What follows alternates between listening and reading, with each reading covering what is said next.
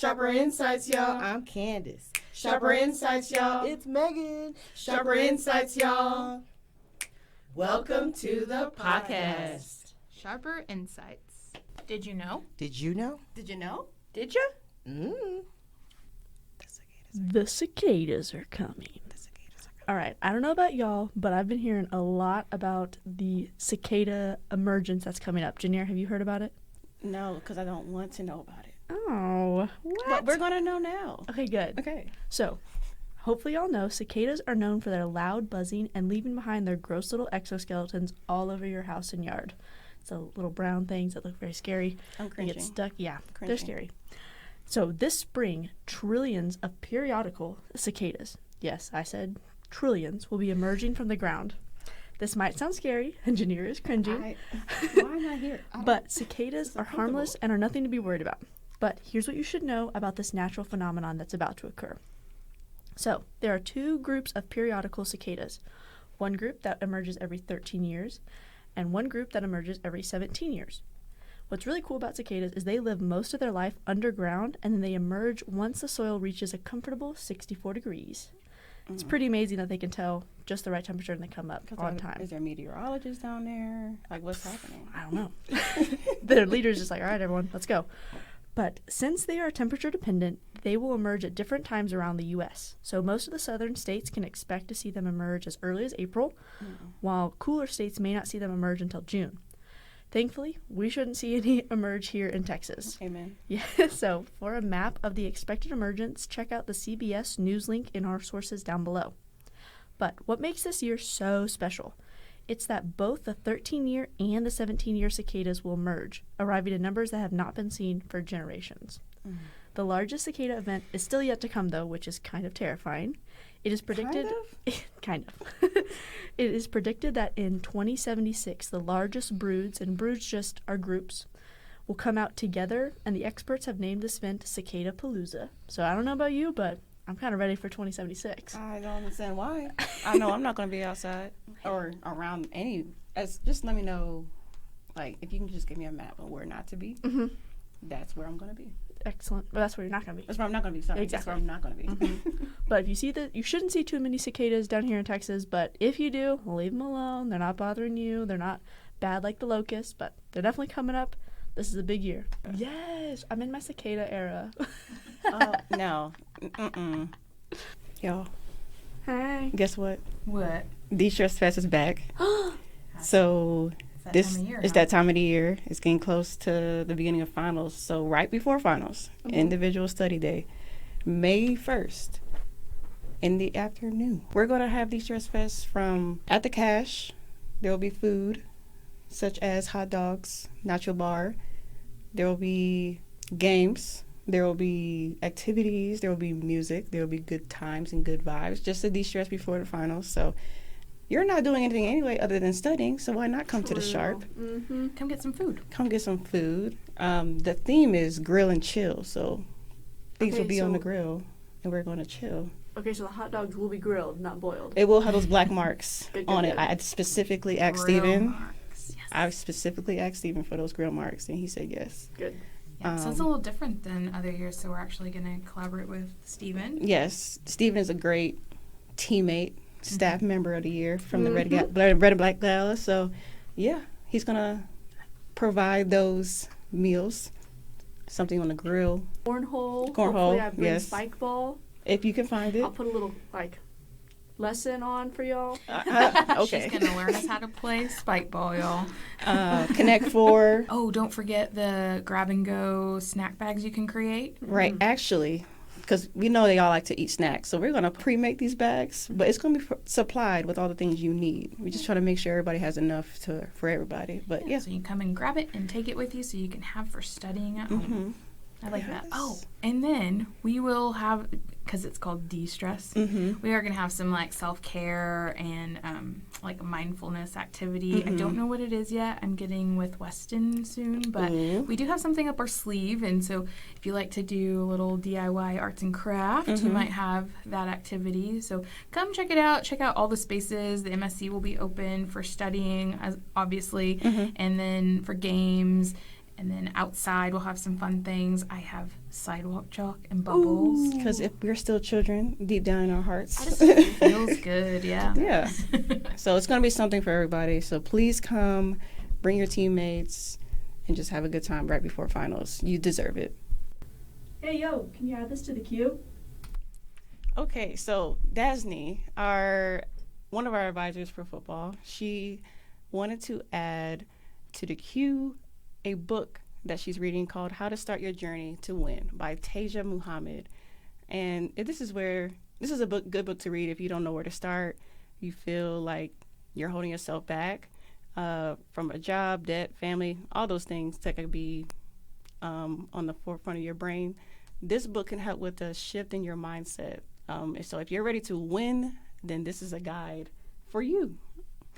Another thing she wants to add to the queue is pray.com. She uses this app to explore a more intimate relationship with the Bible. So for her, she's using it as a 365-day guide on the Bible, reading Psalm series, and it incorporates meditation with passages from the book of Psalms. So that's pretty interesting. I would definitely give that a try. Yeah, sounds encouraging. Yeah. I like that. All right, our next recommendation comes from Logan Johnson. She is a Lady Red Raider for the women's basketball team. And today she shared with us her podcast that she's listening to. It's called Hot Mess. Audrey told me this is an up-and-coming influencer and that she's really entertaining. So the host for this podcast is Alex Earl, and she talks about different topics like friendship, family, relationships, updates and rumors, updates to rumors, traveling, and navigating life after college. And then some of the music that Logan's enjoying right now is, of course, Taylor Swift. I didn't know Logan was a Swiftie, but now I do. How cool. And then she is also listening to country music. So enjoy those recommendations. Maybe listen to some country or pick up that podcast or some of Dasnii's recommendations. Yeah. If you're ready to win. Oh, yeah. And that's win with 2 N's. 2 N's. I thought that was cool. Yeah. All right. Enjoy. Today's lesson with Lap is going to teach us how to prepare for finals. Yay! Finals. Yay, finals. So exciting, so scary, but it also means you're almost done. So Almost over. Summertime.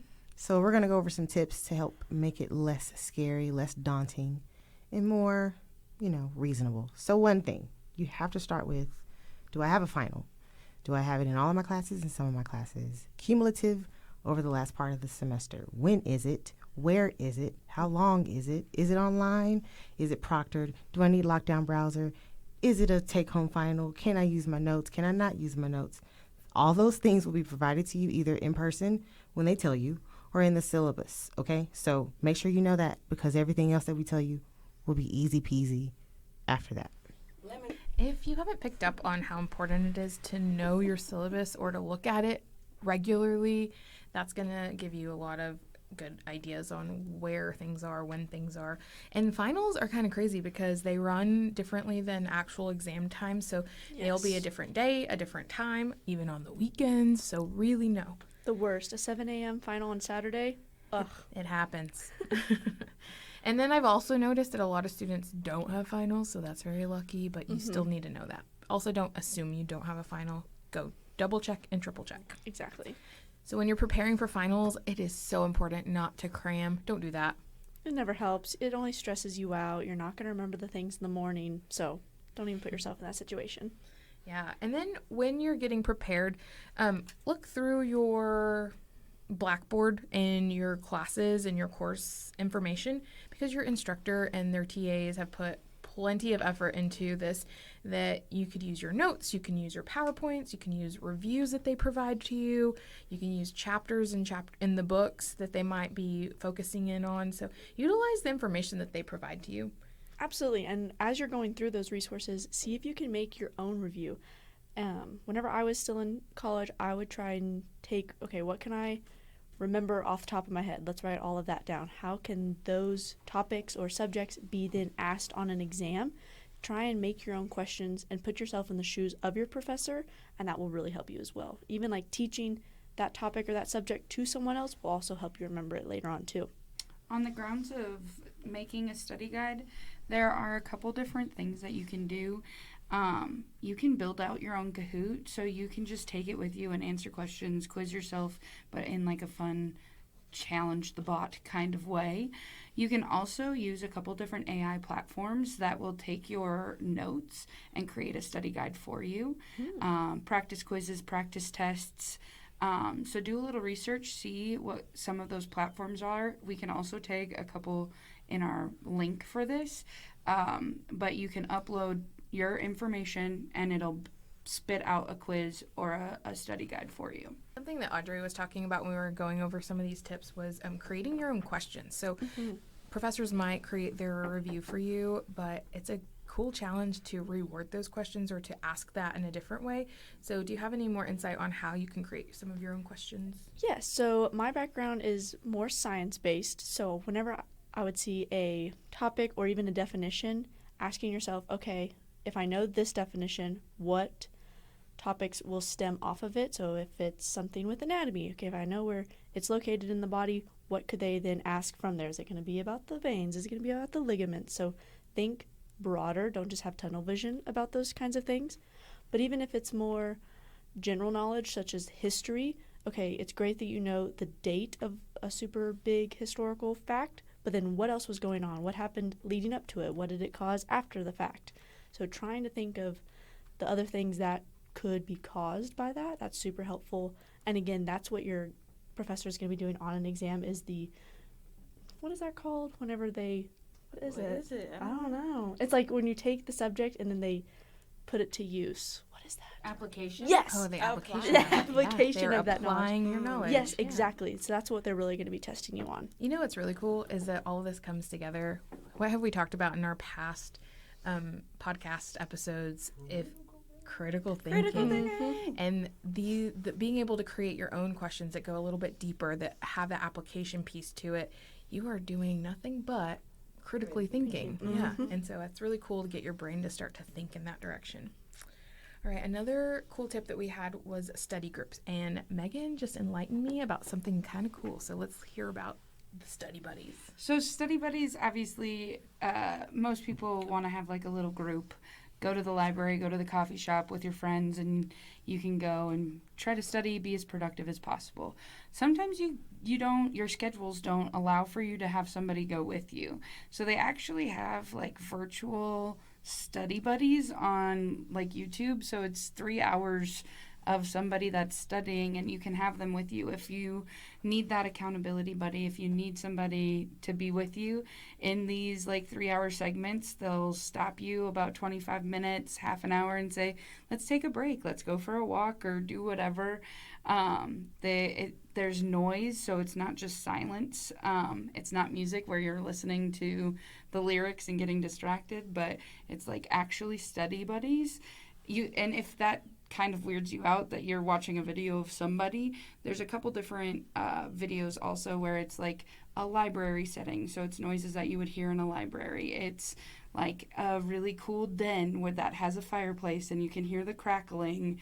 A lot of my friends who like want to do a deep reading sesh will turn on one of those like reading videos, and the audio is just really cool in the background. So there's a couple different options. Just go explore what's available on YouTube. Yeah, that's kind of cool. I didn't know that existed. And if you're old school like me, just get yourself a good study group. If you have friends in the class or other teammates in the class, or even you don't know anyone and want to make new friends, get a group together to study together. You can also create a group with friends, even if they're not in their same courses, where you're studying together in the same space. So back to that accountability piece, if we're all at the table working, that could be very helpful as long as you're not distracted and you're focused and everyone's kind of on task. I was thinking within those study groups, you can pretend like you're a professor or you're teaching the topic to the study group people or your friends, really. So you can like ask questions, or you just tell them the material and like kind of show them what you know, and kind of it's kind of a way of like using you're applying what you know and then giving them a way to hear your understanding, because maybe that your understanding is different from their understanding, and then they can add to it so everybody can pretend to be a professor. I like that. That's really cool. There's research about like being able to turn around that information and teach it to someone else. It sticks in your brain. It also shows how much you know. So if you don't know enough to teach someone, then that means we need to study. Do you really know it? Yeah, do we know it? Can I hop in? Yeah, please. When you're studying, stop looking at what you know. It's a waste of time, okay? So when you know it, it's solidified and you can teach it. Be confident in that knowledge and move on to what you don't know. So often for finals, we're freaked out, panicking. Don't do it. Kind of talking about study groups and study buddies and things like that. Obviously, you would need a location. So part of our tips are to find a good study location and then set the vibes. So I don't know about you guys, but I cannot study at home because I will do everything but study. So I like a good coffee shop. I like the library. You guys have the Marcia Sharp Center. You've got the labs. There's all kinds of cool places on campus. Any of you guys have a good study location? I have one, especially if you're doing late night studying. I would always study at Market Street, especially the one on Quaker and 19th. It's safe. It's open 24/7. It doesn't say it is on the maps, but it is. And you can get drinks in there, a little snack, and it's also just fun to walk around. So I would definitely recommend Market Street. If the weather permits, I like to study outside. Well, at least when I was studying things. But when I was outside, it was better for me to just focus because it's just good air, good space, good scenery. So that was helpful for me to study. Yeah. Hang on to your notes in case it's windy. Right. Exactly. We are in Lubbock. And then going along with that, some people are kinesthetic learners. So if you're walking and reading your note cards or reading your journal notes again, that will also help you. But if weather is not permitting, you should go to the rec center or wherever y'all have treadmills and just do a little walk. Doesn't have to be fast, but just getting your body moving while learning information helps it stick. Yeah, in my safe space, I am very kinesthetic. I like to walk, but I also like to read my notes out loud. So I probably look crazy because I'm talking to myself out loud, but there's something about saying it out loud to myself or anyone who wants to listen, and it'll stick in my brain a little bit better. If I wasn't in the mood to go experience other people and I wanted to be at home, I had to make sure my apartment was clean. So, like, deep clean. If I know that there was a big test or project or paper, I'd make sure my apartment was clean because then there would be nothing to do. Laundry's done, dishes are done, I've cleaned everything. So, literally the only thing to do at that point was study. Yeah, that's fair.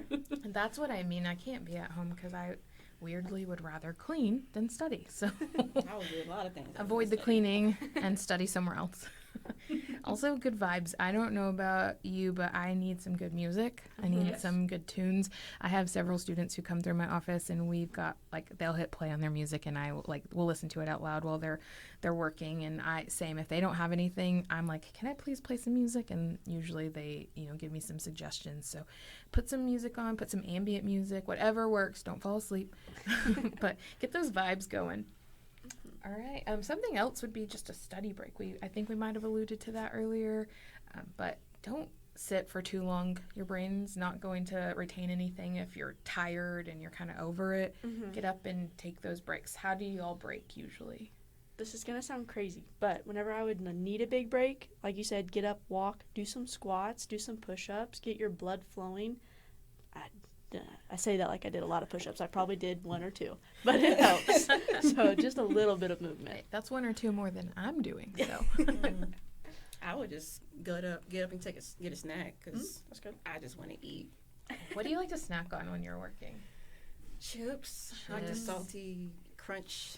Fruit. Get some brain food, like fruit, a little something grabby. Absolutely. Grabby Like go. those little, honestly, the best snack packs, Lunchables, like the cracker meat and cheese, like take those to go. Good to go. Hydrate. Yes. Lots of water. Coffee also, but also water. Yeah. I always took a break. I know, like, get off your phones and do whatever, but, like, it was nice to just kind of, like, do, like, a 5-minute doom scroll because my brain would be mush. Like, let me watch something funny and completely lighthearted, not serious at all, get distracted out of this space, and then I can come back after my timer went off. Yeah. just don't get stuck. But yeah, that's a good way to kind of have. All right. And something I did want to add is you're going to be as prepared as you can be considering the time that you put into the studying. So the earlier that you're starting in the semester, like working towards that content and getting that knowledge understood, the better off you are. If you're just now starting to study for your final that's like a week or two away, you're going to be as prepared as you put in. So you get what you put in. So even if you are starting late, it's never too late to start. Just know that you can't be too hard on yourself if it's not sticking. You kind of have to keep practicing at it, keep adding that time into it. So spend an hour each day, spend a couple hours the next day, but don't cram because it really will not stick. So put some effort in. And Janira has on her board, proper preparation prevents poor performance, and so that could be something that could be something you take into your finals. Yeah, prepare. All right, anything else you guys want to add? I don't think so. I think those are some good tips Just to get good luck. started. Yeah, Good luck. Do your best. Take your time. Don't rush through it. And that's it. Pass. Oh, and really use your notes if you're able to. If you're not, study. But be smart. You are. You got We this. made it this far. Oh, yes. Academic integrity matters. Don't cheat, or it'll be all for nothing. Yeah. They will catch you. It's not worth it. They will catch you. They will. All right. Well, do your best. That wraps it up, everybody. Again, the cicadas are coming, but they're not coming to Lubbock, and that's all that matters for me personally. But just, It's really cool It's really information. cool that they're coming out here and expanding their horizons across the United States. Those eggs will be laying, and they will be coming out with a vengeance. I'm still cringing. Again, De-Stress Fest is back this semester, May 1st, from 4 to 7-ish. Bring your friends, bring your teammates. Bring your hunger. Bring your hunger. De-stress, have a good time. Yeah, come have fun. Yeah, it's something there for everybody. Just show up. Yeah, and then we have a few shout-outs to Dasnii and Logan Johnson from the Lady Raiders basketball team. So thank y'all for y'all's information. Those are great adders. Yeah, and as usual, we hope you left here a little sharper.